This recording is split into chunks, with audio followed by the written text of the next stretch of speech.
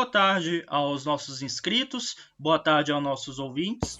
Essa é uma transmissão a respeito da relação da França na política, principalmente a partir do século XX, com a Frente Ampla de 1938, a Segunda Guerra Mundial e a consolidação da Quarta e Quinta República depois desse conflito. A partir disso, estou aqui com Christian Delanoy, especialista em História do Brasil e História da Europa contemporânea.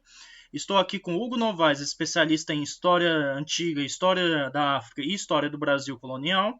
E eu, um especialista em História Contemporânea e também História do Mundo Eslavo. A partir disso, eu inicio a transmissão e nessa exposição agora irei tratar sobre a Frente Ampla de 1938, que é um dos preâmbulos da política francesa e um dos marcos temporais atualmente.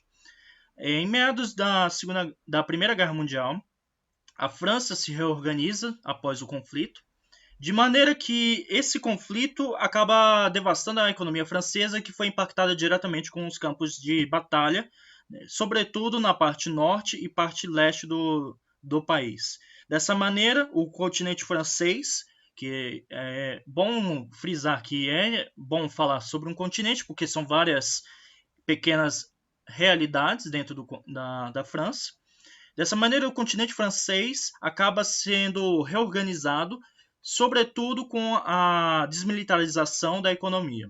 A partir disso, existe a questão do próprio operário francês que lutou na guerra e depois volta às fábricas, e a partir da ruptura que há, sobretudo dos deficientes da guerra, que perderam seus membros físicos durante o conflito, há uma tensão muito grande no continente francês.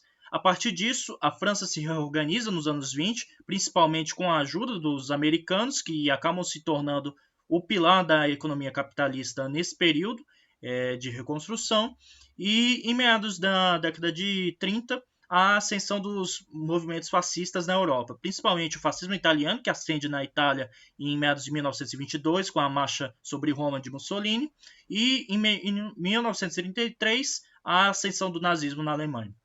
A partir disso, a democracia liberal ela é questionada, sobretudo na França e na Inglaterra, de maneira que gabinetes de ministros acabam sendo derrubados com grande constância, principalmente na França, que tem uma relação com a democracia muito tênue. Dessa maneira, em meados de 1936 37, os movimentos trabalhistas na França, alicerçados tanto pelo apoio da União Soviética aos sindicatos, tanto a questão dos próprios direitos trabalhistas dos trabalhadores franceses, acabam sendo cada vez mais catapultados, principalmente com greves sucessivas na Renault e na Citroën, as grandes fábricas automobilísticas no continente francês. A partir disso, em 1938, é eleito um governo de frente ampla, justamente para contrapor o fascismo alemão e o fascismo italiano. A França é cercada tanto por fascismos na Alemanha e na França e na Itália, na parte sul, quanto também a Guerra Civil Espanhola, que acontece na porção sudoeste do seu continente. Dessa maneira, a França acaba criando um governo de coalizão entre o Partido Socialista Moderado, entre o Partido Liberal e o Partido Democrata francês. A partir disso, a França inicia a sua legislação trabalhista, criando uma jornada de 8 horas para o trabalhador francês, dando férias remuneradas. É a primeira vez que o trabalhador francês tem férias no continente francês. E pode visitar as praias, inclusive há os vídeos das primeiras levas de trabalhadores saindo com seus carros Citroën, indo em direção às praias ao sul de Marselha e da Riviera Francesa. A partir disso, também há a consolidação de uma legislação trabalhista e aposentadoria na França. Nesse período que surge uma curiosidade. Antigamente não existia a baguete. A baguete é uma criação de 1938. É um pão de fermentação rápida, justamente por causa da legislação trabalhista que proibia os padeiros de trabalharem antes de 4 da manhã. O pão demorava muito tempo para fermentar e os padeiros franceses então inventaram uma receita para a fermentação rápida do pão e assim fazer o pão em larga produção industrial. A baguete é a inspiração hoje do nosso pão francês que a gente compra na padaria.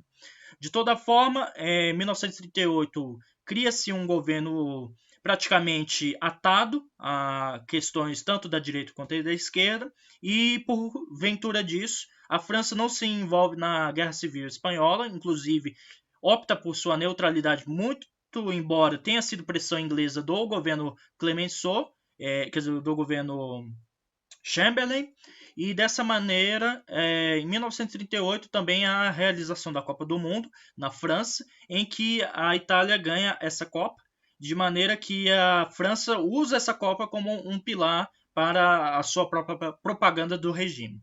Dessa maneira, em 1938 também tem o Tratado de Munique, que acaba entregando os Sudetos para a Alemanha nazista, também pressão de Chamberlain para um apaziguamento da Alemanha, e acaba que em 1939 isso não dá certo, e inicia-se a Segunda Guerra Mundial com a invasão da Polônia no dia 1º de setembro de 1939, com a invasão do corredor polonês por tropas alemãs.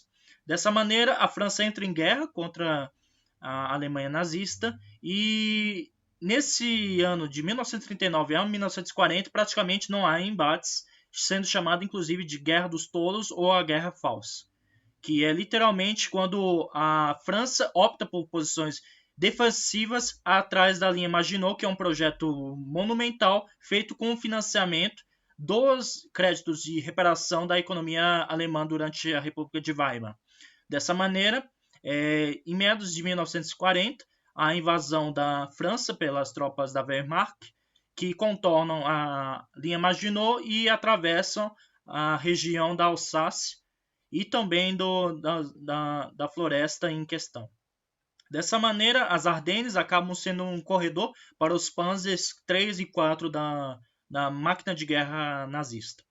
Em 1940, os segmentos conservadores da economia francesa, bem como os militares de carreira da França, acabam sabotando a democracia francesa e colaboram ativamente para a rendição em 1940 nas mãos de Hitler, que é assinada no mesmo vagão onde foi assinada a rendição alemã na Primeira Guerra Mundial.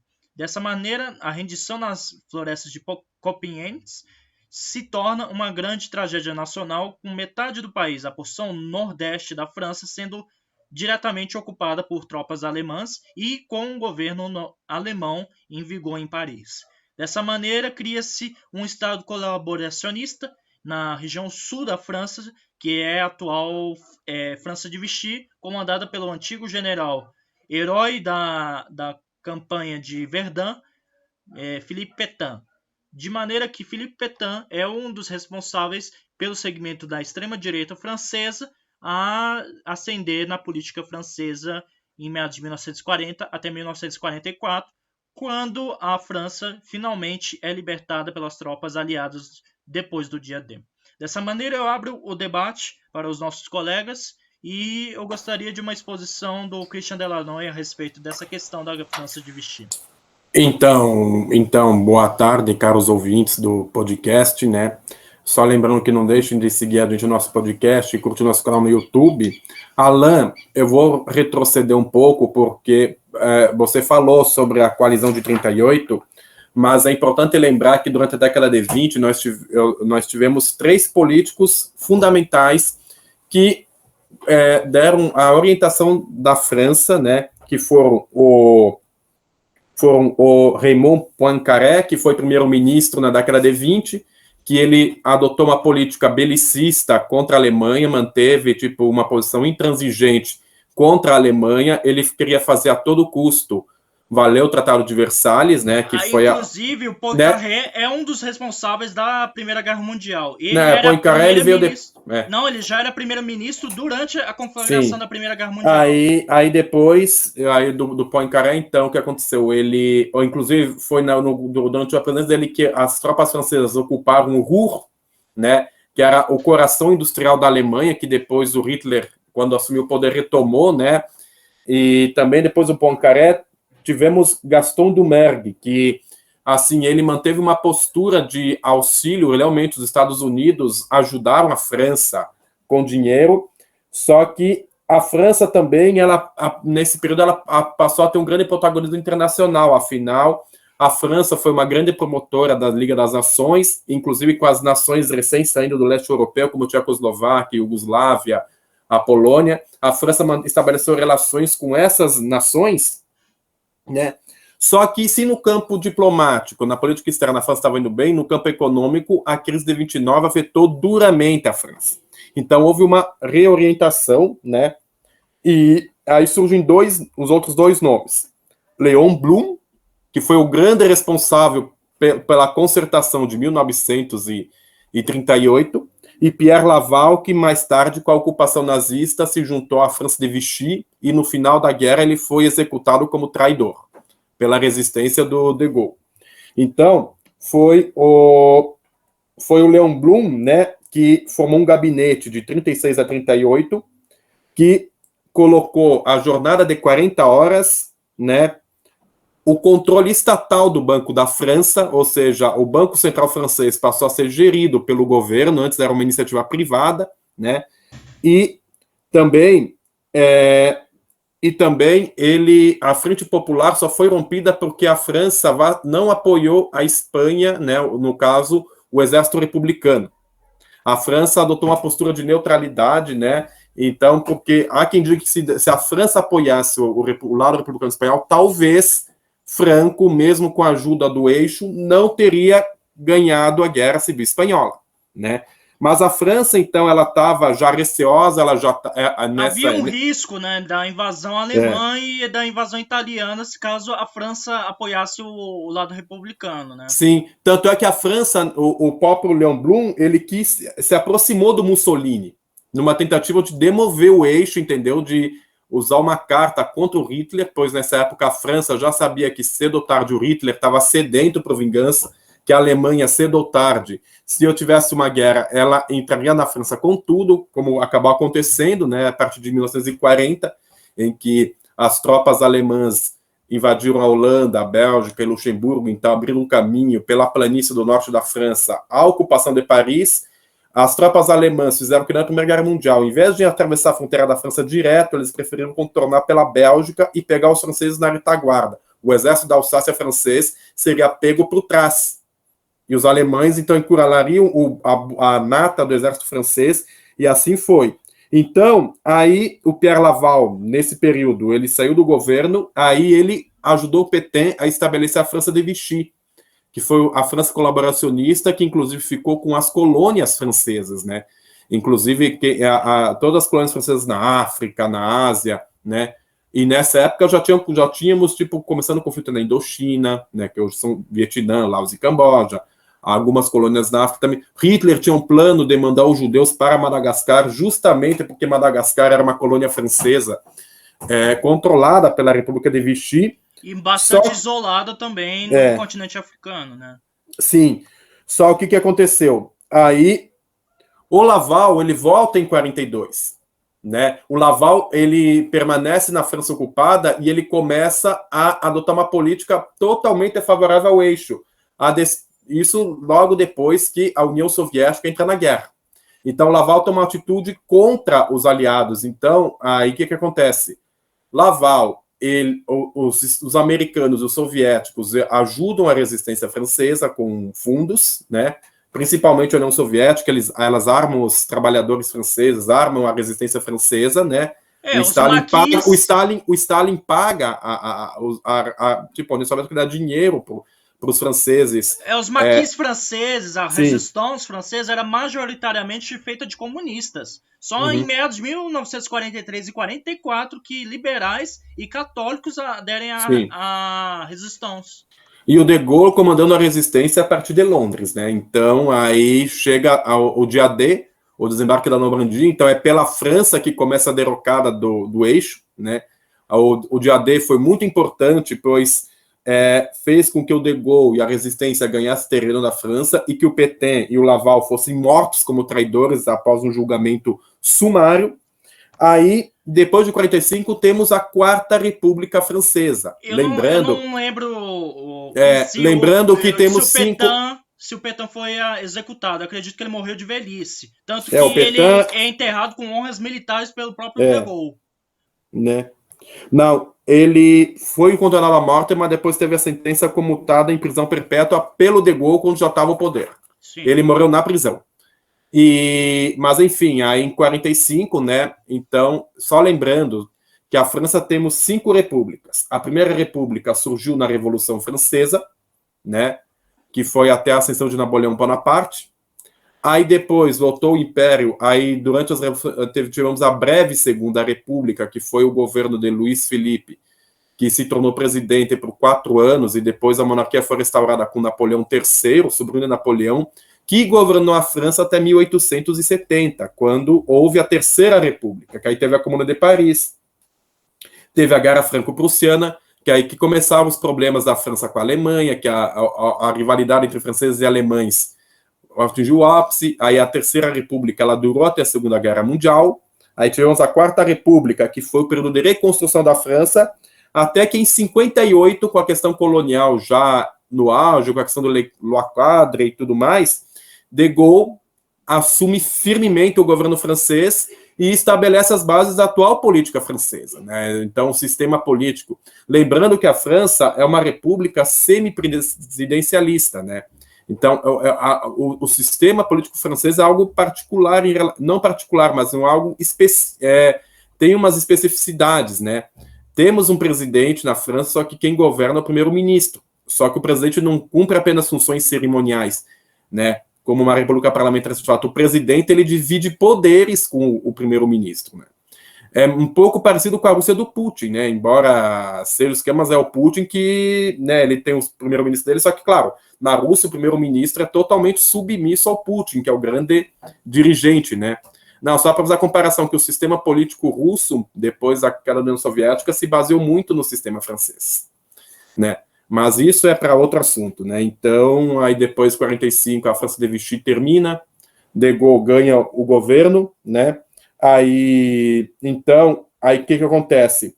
Aí as forças populares pós-45 ganham força, né? Temos 3 grupos. O Partido Comunista Francês, que incrivelmente saiu muito forte graças à resistência francesa, né? O socialista, que mais tarde nos deu Mitterrand, né? Que foi o grande nome do Partido Socialista na década de 80, né? E o Movimento Republicano Popular, né? E o de Gaulle foi eleito chefe do governo provisório em 46. Então, é 46 o início do governo de Gaulle, né? Então, aí, em 46, né, foi formada uma constituição nova para a França, a Constituição da Quarta República, né, de 46, né? Aí, então, aí o que acontece? Aí os comunistas, eles tinham grande força, tanto é que os comunistas, né, graças aos comunistas, né, e ao Plano Marshall, os comunistas logo deixaram o governo francês e passaram à oposição. Então, nos anos 50, havia uma grande disputa entre os comunistas franceses e os demais partidos, graças ao Plano Marshall. Então, a Guerra Fria chegou batendo na França.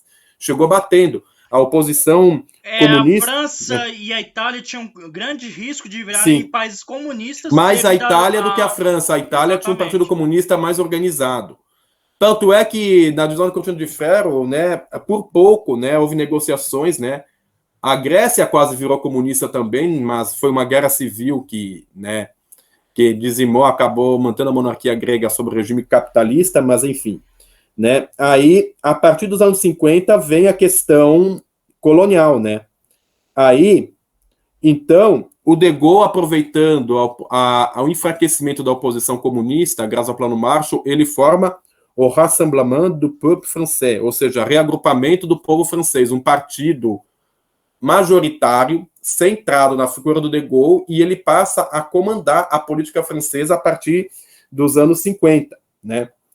E aí vem a questão colonial, aí vem a questão da Argélia, a Guerra da Argélia, vem a Loire, que foi a tentativa do de Gaulle de formar uma Commonwealth, no caso, o formato para uma federação de países de fala francesa, que não deu certo, mas foi a base do movimento da francofonia, que até hoje vários países que têm o francês como idioma oficial se juntam numa comunidade linguística, né, como o Canadá,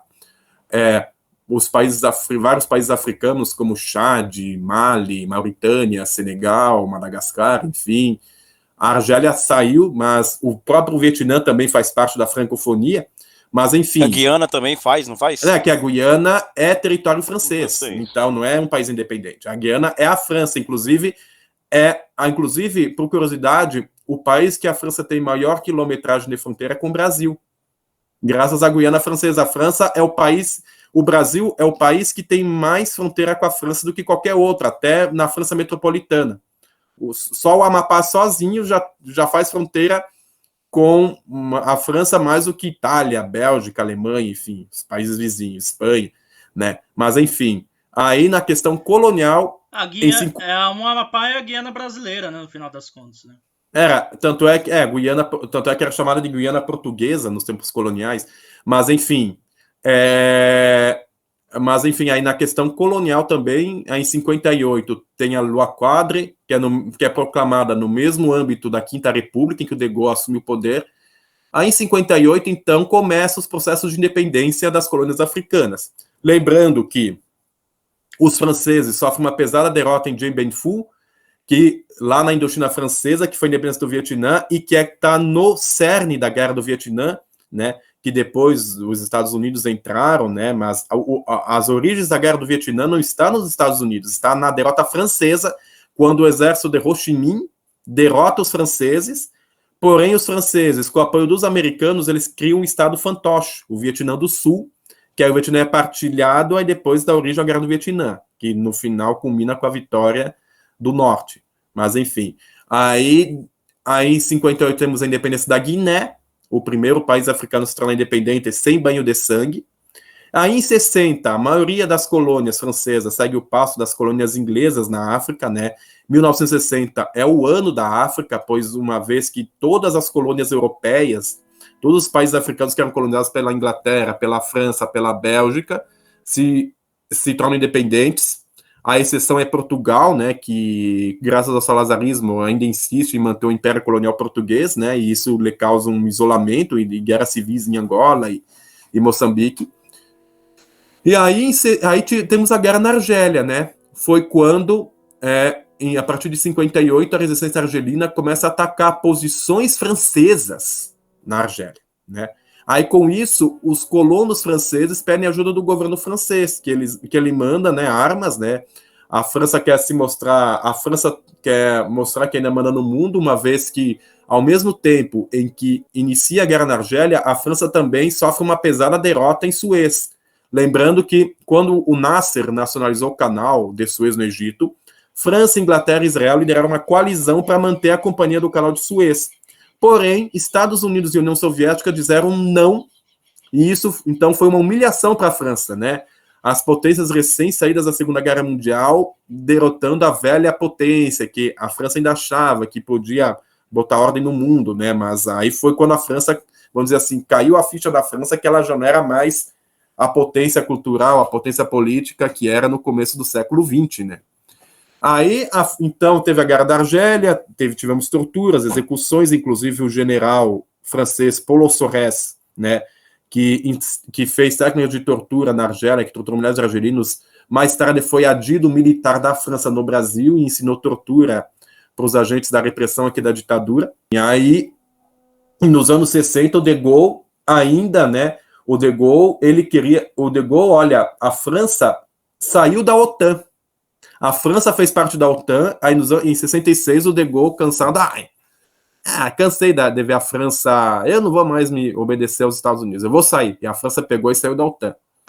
Mas depois voltou com um novo governo francês, né? E lembrando a França desenvolve a sua própria bomba atômica, que é Voaz, que é explodida na Argélia. Aí depois da independência da Argélia, ela foi explodir na Polinésia Francesa, nas ilhas lá do Pacífico francês. Mururoa e tudo mais, né? E Até o por... De Gaulle, ele faz Hum. uma política de neutralidade em relação à União Soviética quando ele governa a França, inclusive. Então ele faz um polo de tensão entre os Estados Unidos e a União Soviética nesse período para Porque a França quer tirar proveito dos dois, né? Exatamente. Só que aí o que acontece? Então, e as explosões na Argélia também não podem, porque teve um caso, né, de que a França explodiu uma bomba na Argélia e foi tão forte a explosão que poeira do deserto do Saara começou a cobrir a Europa. Então, a França, para evitar problemas com seus vizinhos, né? Tá atacando poeira em nós aqui, para de explodir, não sei o que e tal. Aí pararam, mas depois foram lá pro Pacífico, lá no meio do Pacífico, fazer explosões nucleares na Polinésia, né? Os testes atômicos. Tanto é que a França, se eu não me engano, acho que a França foi o quinto país a ter sua bomba atômica.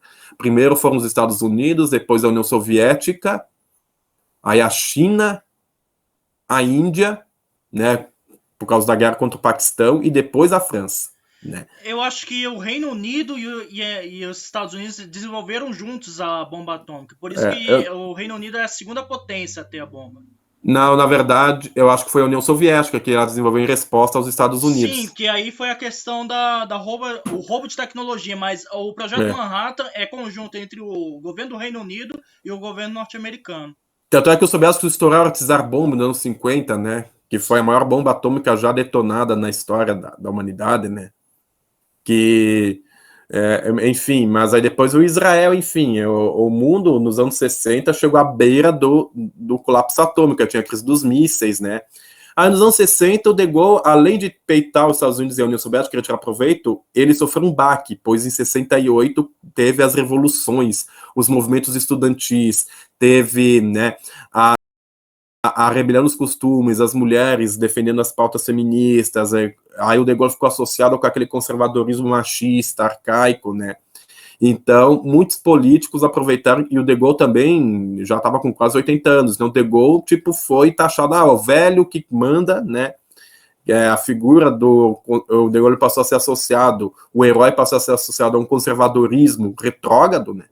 Então, 68 também, inclusive 68 foi um suspiro em que a França, graças aos movimentos de maio de 68, inspirou movimentos no mundo inteiro, seja contra regimes políticos, seja no âmbito cultural, né? Tivemos, nos dois lados da Guerra Fria, tivemos movimentos de contestação. 68, por exemplo, tivemos a Primavera de Praga, em que tropas do Pacto de Varsóvia derrotaram o governo progressista tchecoslovaco.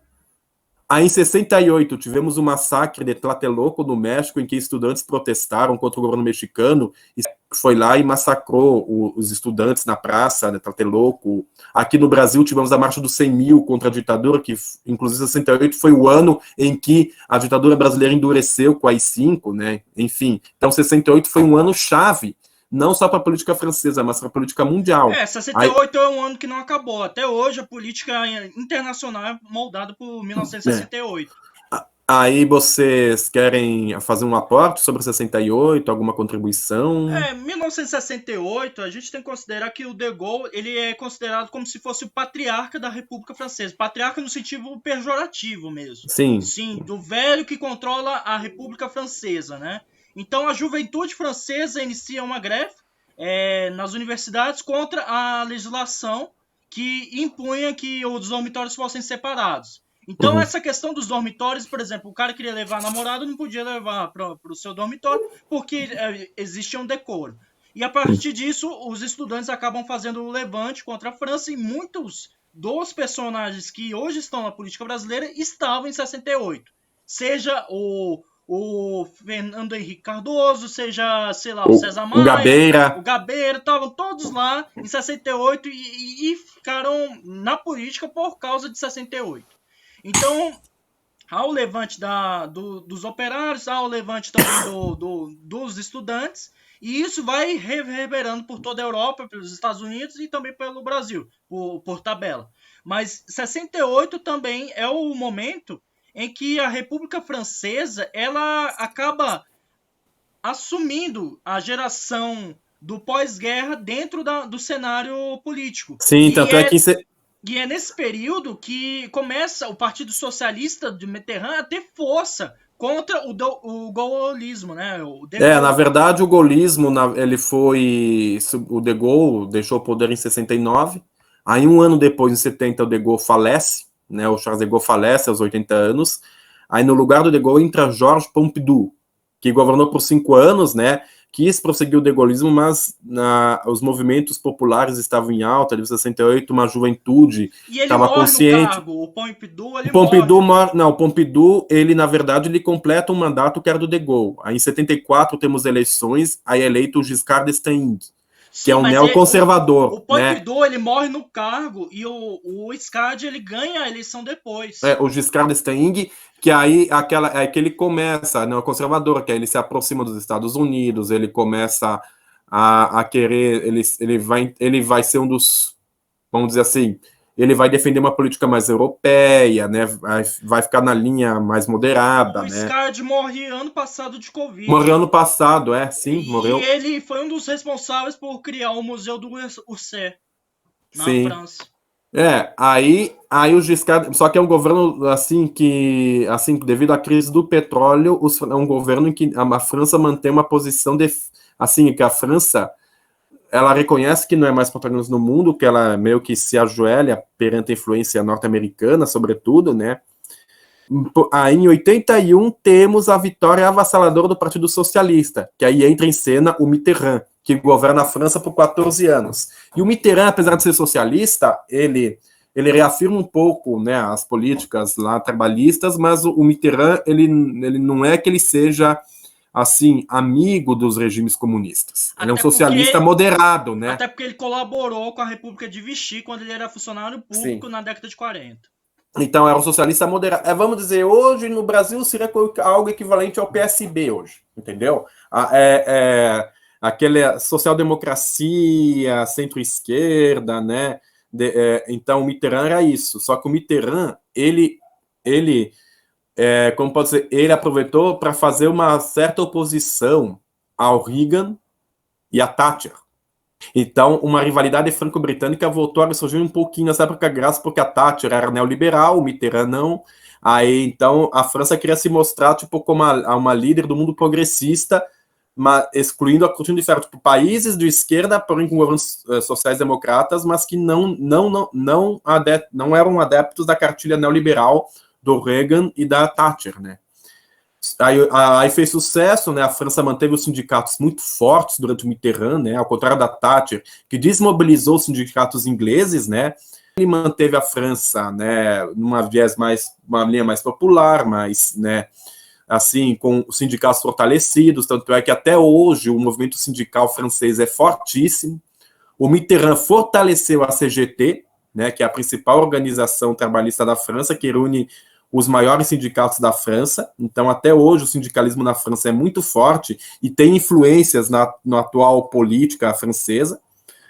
E o Mitterrand era contrário à reunificação da Alemanha, pois o Mitterrand, ele tinha aquele temor da Alemanha reunificada de novo, porque ele queria, vai que a Alemanha, depois que se junta, ela se volta contra a França, né? Era um temor que mais tarde se provou injustificado, né? Mas, enfim, o Mitterrand tem até uma frase que ele falou, né, que assim, que ele gostava tanto da Alemanha que preferia ver duas Alemanhas em vez de uma. Eu gosto tanto da Alemanha que eu prefiro ver duas. E existia o plano de fatiar ainda mais a Alemanha depois da Segunda Guerra Mundial. Sim, mas o Mitterrand, tipo, porque ele fala um tom irônico, eu adoro a Alemanha, tanto é que eu adoro ver duas Alemanhas. Então, mas assim, aí o Mitterrand, ele foi reeleito em 88, lembrando que os mandatos naquela época eram longos, eram 7 anos de mandato, então ele foi eleito em 81, governou até 88, em 88 o Mitterrand foi reeleito e governou até 95, que aí veio o Chirac, né? Que aí manteve, os socialistas tiveram força, mas o Chirac veio do partido, se eu não me engano, ele era liberal, o Chirac, né? Aí o Chirac adotou a cartilha neoliberal, ele passou a defender a globalização, né? Ele tentou promover ele privatizou, né, várias empresas, né? Se eu não me engano, a Renault foi privatizada nessa época, né? A Renault deixou de ser estatal para ser privada, acho que com o Chirac, né? Que a Renault era uma rede nacional, ou seja, uma indústria nacional, né? Então, enfim, tanto é que, mas enfim, aí ele fez um programa de privatizações, né? Aí os setores trabalhistas, inclusive, a bronca com o Chirac é isso, então o trabalho ficou muito forte, então, assim, então decisões políticas, né, das agências francesas fizeram com que o movimento trabalhista permanecesse forte. Aliás, a França sempre teve uma tradição de contestação das massas, desde a Revolução Francesa, então, as pautas populares, tipo, os trabalhadores sempre tiveram voz na França, né? Algo meio consolidado, não é à toa que a França é uma das democracias mais estáveis do mundo, apesar de todos os seus problemas e com a ascensão dos radicalismos que a gente vai ver daqui para frente, né? Então, depois do Chirac, se eu não me engano, veio o Sarkozy, né? Que aí, né, aí já tinha o Jean-Marie Le Pen, pai da atual concorrente ao cargo, presidência, que era a Frente Nacional, que defendia um resgate tipo, ao nacionalismo francês, a França ser potência e tudo. Aí começou a polarizar a situação. Então, a França já faz uns 20 anos que a França está nessa polarização. Aí, com o tempo, né, com as crises de 2008 e com os movimentos, né, de trabalhadores se reorganizando, então, os partidos tradicionais começaram a perder força, principalmente a partir do François Hollande, que foi o último socialista a governar a França, que fez um governo catastrófico, né. A França perdeu protagonismo para a Alemanha, então a Le Pen explorou isso, né? Olha só, nós estamos perdendo para a Alemanha, a Merkel está fazendo um governo melhor que o do Hollande, né? E para os nacionalistas franceses era um orgulho ferido, né? Como assim a Alemanha se dando melhor que né? É um soco no estômago no final. A própria Inglaterra também, né? Se bem que França e Inglaterra deixaram aquela rivalidade histórica, já superaram já faz tempo. A Inglaterra mais ou menos, porque a gente tem que ver que da transição do David Cameron para Theresa May, depois o Boris Johnson, o governo inglês também não tá essa Coca-Cola toda. E até mesmo o Brexit também. Mas a Merkel é difícil de comparar, né? Porque Merkel é o Bismarck da nossa época, né? Infelizmente tem que ser colocado isso. Tanto é que se tivéssemos a Merkel na crise na guerra, mas acho que o Putin não se sentiria tão animado a invadir a Ucrânia. Não. O Putin com certeza ia beber um chazinho com a Merkel e ia parar de fazer guerra, né? Porque não, acho que não. A Merkel consegue. Infelizmente, a gente tem que colocar isso em vigor, que ela é o Bismarck da nossa época. Ela consegue dialogar tanto com a esquerda, quanto da direita, quanto qualquer autoritarismo, quanto qualquer democracia, né? Até porque na década de 2010 nós vemos a ascensão do movimento da extrema-direita mundial, estimulado pelo Steve Bannon, né? Aí vem a eleição do Trump, aí temos o Viktor Orbán na Hungria, o Bolsonaro aqui, aí tem os partidos de extrema-direita na Europa que estão crescendo muito, como o Vox na Espanha, o Aliança pela Alemanha, que é um partido neonazista que cresceu bastante na Alemanha, a própria Frente Nacional Francesa, né? Que hoje tem outro nome que me escapou, né? O partido da Marine Le Pen, mas acho que Rassemblement, reagrupamento. Os franceses adoram falar reagrupamento. Não deu certo, vamos reagrupar. Então vamos botar o nome de reagrupamento. Enfim. Perderam tantas guerras que eles têm que reagrupar, né? Os franceses ficam tipo, não deu certo, vamos fazer. Mas eles tentam, né? A capacidade orgânica da França é muito grande. Aí também tivemos o Aurora Dourada na Grécia, temos também como é que é aquela Frente Nacionalista do Reino Unido lá, que quer reviver o conflito com a Irlanda e quer, enfim. Então, a polarização na França, ela encontra eco no mundo. Só que na França temos um porém. Aí que vamos entrar, né? Que temos a extrema-direita, capitaneada pela Marine Le Pen, temos a extrema-esquerda, que seriam os jacobinos da atualidade, capitaneados pelo Mélenchon, né? E os partidos tradicionais, representados pelo Macron, pelo Partido Socialista, né? Os partidos que estiveram na política francesa por um bom tempo. Aí o que aconteceu? A extrema-esquerda, ela fez bastante votos no primeiro turno desse ano.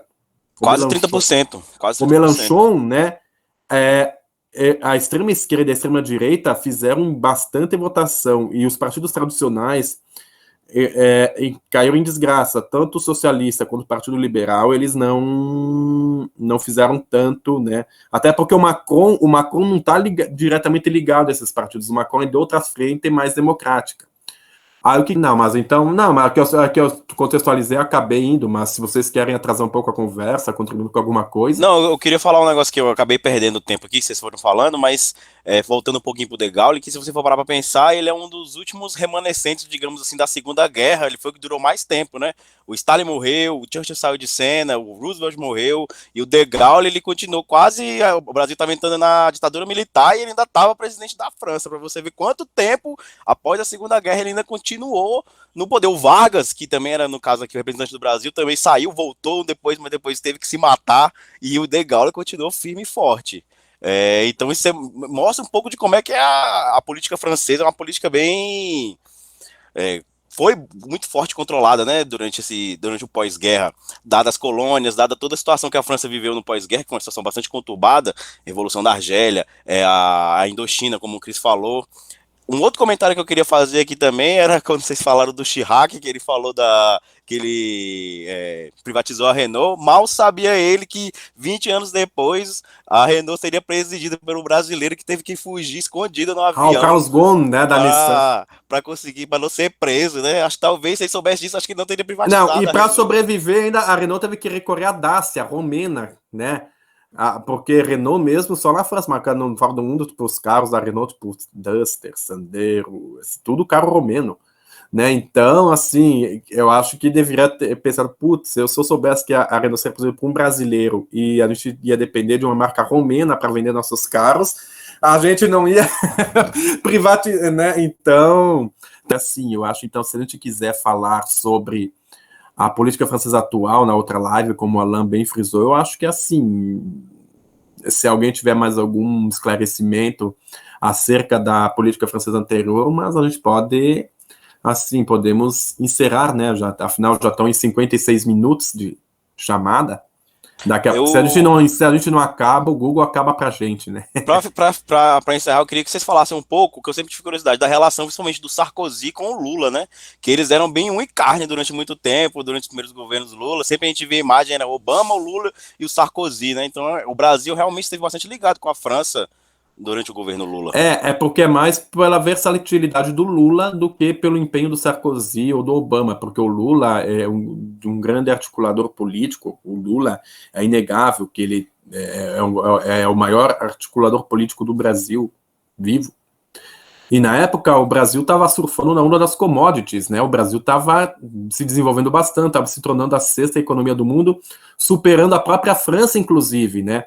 Mas aí então o que aconteceu? O Brasil porque foi quando o Brasil passou a entrar no rol das grandes nações. O Brasil formou os BRICS com a China, a Rússia, a Índia, a África do Sul. O Obama também tinha as políticas mais progressistas que o Lula seguia também. O Sarkozy também, ele, por exemplo, foi o Sarkozy, ele adotou muito, foi ele que acho que legalizou o casamento homossexual na França, se eu não me engano. Um exemplo de política social do Sarkozy. Eu acho que foi ele que legalizou o homossexual na França. Né? Não me lembro agora. Então, que há 10 anos atrás a gente estava vivendo um boom progressista, mas que de tanto tempo acabou se esgotando, e aí nós tivemos o avanço dos extremismos, né? Nos últimos anos, né? Dessa coisa de voltar para trás e tudo mais. A questão é essa, avançou tanto que chegou a um ponto que o outro lado não aceitou, né? Então é o efeito rebote, a terceira lei de Newton, ação e reação no final das contas. Então, nesse período, o Obama, o Lula e o Sarkozy, eles eram equivalentes aos três grandes da Segunda Guerra Mundial, equivalente ao Roosevelt, ao Stalin e ao Churchill. O Sarkozy, o Churchill, o Obama, o Roosevelt. O Lula é o Stalin. só por causa da barba, por causa do bigode. E só por causa da estrela de 5 pontas também, que era o símbolo soviético, igual a estrelinha do PT, né? Mas em espectros políticos que eu falei isso, né? Né? Meu Deus do céu. Mas, Gostava enfim. de um gole, era E meio teve gordo. também o caso dos caças também, né? Que o Sim, Sarkozy tentou vender os caças E o franceses para. submarino nuclear também, que o Brasil compra da França também, o submarino nuclear. Espero que tenham gostado do primeiro episódio, caros ouvintes do YouTube e do Spotify. Então, aguardamos vocês na próximo capítulo. Até Não deixa de mais. curtir, compartilhar, faz o sininho, ativa tudo aí. Que A gente aceita qualquer tipo de propaganda, exceto propaganda do outro lado. Mas enfim, Tá. estou encerrando a live agora.